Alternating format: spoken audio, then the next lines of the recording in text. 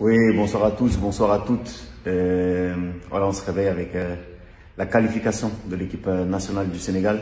Mais je voulais faire un peu quelques éclaircissements parce qu'il y a beaucoup de polémiques qui sont en train de naître sur les réseaux ou à la télé sur la non-sportivité de l'équipe nationale sénégalaise et de ce supporter. Donc on se sent bien évidemment touché parce que ce qui est important, c'est de remettre les choses dans leur contexte.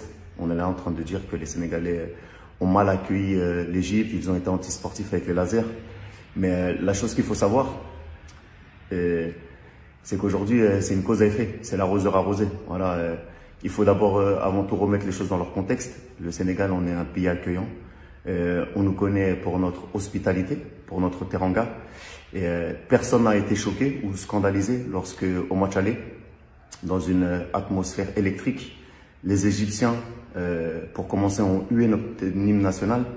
Et ça, c'est quelque chose de très grave, parce que l'hymne national, on l'a toujours dit, on ne huit pas l'hymne national d'un pays. Ça ne se fait pas. Peu importe l'enjeu qu'il peut y avoir dans une confrontation entre deux pays frères, on n'huit pas l'hymne national du Sénégal. Ils ont insulté nos joueurs. Si vous voulez, on va vous ressortir les vidéos où ils ont insulté Sadio Mané, où ils ont insulté notre entraîneur, où ils ont, pendant tout le match, été antisportifs avec des lasers sur le visage de nos joueurs. Il y a beaucoup d'images qui ont été diffusées. Sur le but hors jeu qui a été marqué par Mohamed Salah, il y a eu beaucoup d'injustices. Et voilà, nous, on a fait que répondre, tout simplement. Parce que, vous savez, le Sénégalais, la Sénégalaise, il est gentil. Mais il ne faut pas prendre notre gentillesse pour de la faiblesse. Parce que, vous savez, c'est comme l'histoire de cet enfant à l'école qui va être gentil et qui va tout le temps se faire malmener par celui qui fait un peu le dur, il le tape. Mais le jour où l'élève gentil se rebelle, il le tabasse. Et après, on se dit, ah, j'aurais pas dû le provoquer. Et c'est exactement ce qui s'est passé avec le Sénégal, parce qu'on a eu ce sentiment d'injustice. Et la jeunesse sénégalaise, le peuple sénégalais s'est levé parce qu'il a été, on dirait, meurtri dans sa chair.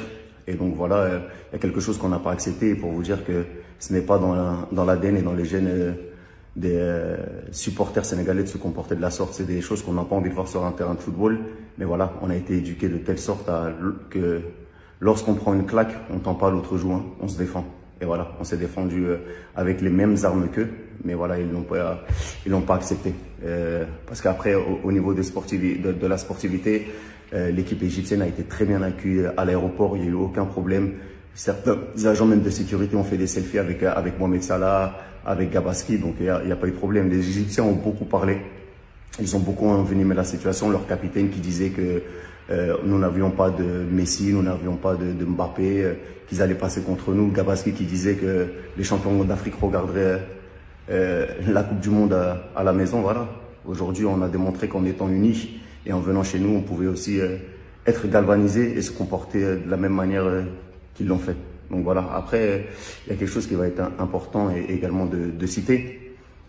Vous savez, quand Mohamed Salah a gagné son ballon d'or, il l'a gagné ici au Sénégal. Et lorsqu'il a gagné au Sénégal, Sadio Mané avait été classé numéro 2. Moi, j'étais présent lors de la cérémonie. On l'a applaudi, on l'a acclamé, on a dansé avec lui sur l'estrade pour le féliciter, alors que c'était au Sénégal et qu'on souhaitait tous que Sadio Mané soit sacré ballon d'or ce soir-là. Mais on a fait preuve de gentillesse, on a fait preuve de respect, comme on le fera toujours lorsque cela est réciproque. Après, un petit message aux journalistes européens qui se disent scandalisés. Nous, ce qui nous scandalise, hein, c'est que vous, lorsque vous deviez primer nos stars africaines, lorsque vous ne mettez pas Edou Mendy dans le 30 du classement du Ballon d'Or à France Football, lorsque vous oubliez des personnes comme Sadio Mané, comme Riyad Mahrez, comme Salah, lorsqu'ils doivent gagner le Ballon d'Or, ça nous choque.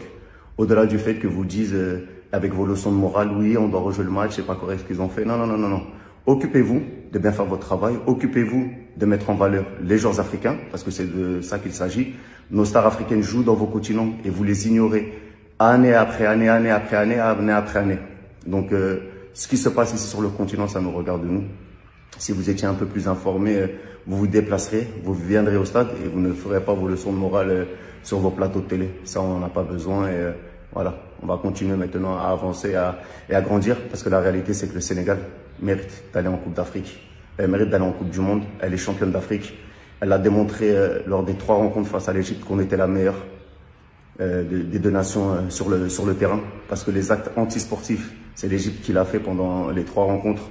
En finale de Cannes, ils ont déjoué, ils ont fait que de la comédie, ils sont tombés par terre pour nous amener en séance de tir au but et on les a battus.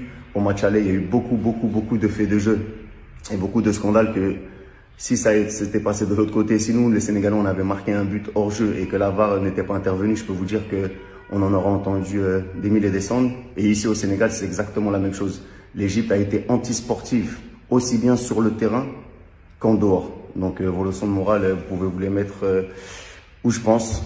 Nous, on est qualifiés. On va continuer à grandir. On n'a aucun problème avec l'Égypte. Bien au contraire, c'est une nation frère et on les accueillera d'une manière différente s'ils se comportent bien. Et sinon, voilà, on continuera avec notre esprit de la Teranga. Voilà. En tout cas, félicitations à tous, à toutes, les Sénégalais, les Sénégalaises. Merci à ceux qui nous ont soutenus. Félicitations aussi aux autres nations africaines qui se sont qualifiées. Je pense notamment au Cameroun, avec leur nouveau sélectionneur Rigobert Song. Félicitations à toi, Samuel Eto'o, président de la Fédé. Le grand frère Anthony Bafoué, avec le Ghana qui a éliminé un autre grand d'Afrique, le Nigeria. Bravo à nos frères marocains, qui également ont éliminé la RDC, une nation qu'on apprécie également. Et voilà, et la Tunisie qui, elle, a éliminé nos frères maliens, donc un peu déçu pour le Mali, mais c'est le football, voilà. En tout cas, c'était juste une petite mise à jour. Voilà, on récolte ce que l'on sème. Paix à tout le monde, force, on est pour que le football africain grandisse. Et ce qui s'est passé au Sénégal, voilà, c'est juste une cause à effet. Et voilà, on est qualifié, on va en Coupe du Monde, on se retrouve au Qatar. Sénégal, REC!